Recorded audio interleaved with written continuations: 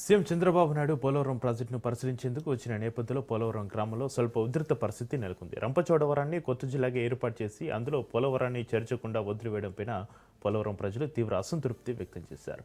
ఈ నిర్ణయం తమకు తీరని అన్యాయం అంటూ ప్లకార్డులు ప్రదర్శించి నిరసనకు దిగారు. పోలవరం ప్రాజెక్టు కోసం తమ భూములు, జీవనోపాధులు త్యాగం చేసినా తమ గ్రామానికి గుర్తింపు ఇవ్వకపోవడం అన్యాయమన్నారు. దీనిపైన మరింత సమాచారాన్ని మా ప్రతినిధి కిరణ్ అందిస్తారు.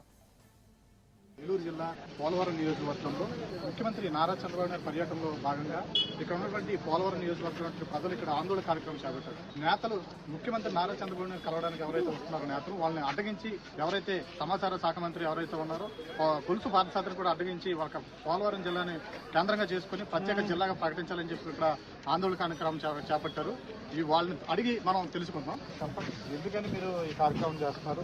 పోలవరం ప్రజలం ఇప్పుడు దాకా ఎన్నో వేల ఎకరాల భూములు కోల్పోయాం. 4-5 సార్లు పోలవరం ప్రాజెక్టు సమీప గ్రామం అవడం వలన అత్యధికంగా అతి తక్కువ రేటుకి ₹1,00,000, 70,000, 80,000 కూడా భూముల నుంచి కోల్పోయాం. ఈ రోజు ఇక్కడ చాలా నష్టపోయిన దృష్టిలో పెట్టుకుని చంద్రబాబు నాయుడు గారు ప్రతిపక్షంలో ఉన్నప్పుడు 2022లో పోలవరం ప్రజలు అన్ని రకాలుగా నష్టపోయారు కాబట్టి మీకు న్యాయం చేస్తాం, మీ ప్రజల రుణం తీర్చుకుంటాం, అన్ని రకాలుగాను కూడా జిల్లా కేంద్రంగా చేసి పోలవరాన్ని అభివృద్ధి పరుస్తామని చెప్పారు.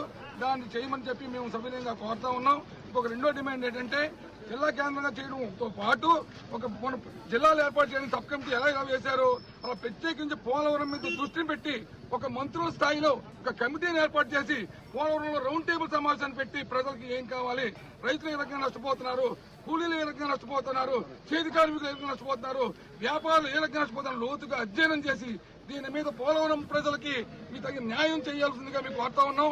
పోలవరం ప్రాజెక్టు జీవనాడి ఆంధ్రప్రదేశ్ కి, కానీ పోలవరం ప్రాజెక్టులు ఏడిపించడం, పోలవరం ప్రజలు ఏడ్చే పరిస్థితిలో ఈ రోజు ఉన్నాం. మీ అందరం కూడాను దయచేసి మమ్మల్ని ఏడిపించవద్దని కోరుతా ఉన్నాం.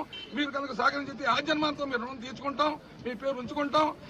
కాటన్ మహాసేడు కడితే కాటన్ బ్యారేజీలు ఎలా అయితే పేరు ఉండిపోయిందో పోలవరం ప్రాజెక్టు మీరు కూడా కట్టి నిలబెట్టుకుని ప్రజల హృదయాల్లో మీరు ఉండిపోవాలంటే మీరు మాకు ఇచ్చిన మాట నిలబెట్టుకోవాలి. ఆ పోలవరం ప్రజల యొక్క న్యాయం చేయాలి. ఇక్కడ బతుకు తెరువులు ఏర్పాటు చేయాలి, పరిశ్రమలు ఏర్పాటు చేయాలి, పర్యాటక రంగాన్ని అభివృద్ధి పరచాలి. అన్ని రకాలుగా చేస్తేనే కానీ పోలవరంకి దారి తిన్ను లేదు. దయచేసి మీరు ఒక మంత్రుల స్థాయిలో సబ్ కమిటీని ఏర్పాటు చేసి మా యొక్క బాధను అర్థం చేసుకుని మీరు ప్రత్యేక దృష్టి సారించవలసిందిగా సౌనీయంగా కోరుతా ఉన్నాం. చంద్రబాబు నాయుడు గారి యొక్క పర్యటనలో భాగంగా ఆందోళన వ్యక్తం చేస్తున్నారు. వాళ్ళు చెప్పినట్టు వివరాల ప్రకారంగా కూడా పోలవరాన్ని కేంద్రంగా చేసుకుని పోలవరం జిల్లాని ప్రకటించాలని, జీవనాడిని ఉపయోగించేటువంటి ఈ పోలవరం ప్రాజెక్టుని నిర్లక్ష్యం చేస్తున్నారని, ఎప్పుడైతే ఎన్నికల సమయంలో ఏదైతే హామీ ఇచ్చారో ఆ హామీ ప్రకారంగా పోలవరం జిల్లా కేంద్రంగా చేసుకుని జిల్లాను ప్రకటించడం కూడా ఇక్కడ ఆందోళనకారులు కూడా ఇక్కడ చెప్పడం జరుగుతున్నది. కెమెరామెన్ బాబీతో రాజ్ న్యూస్.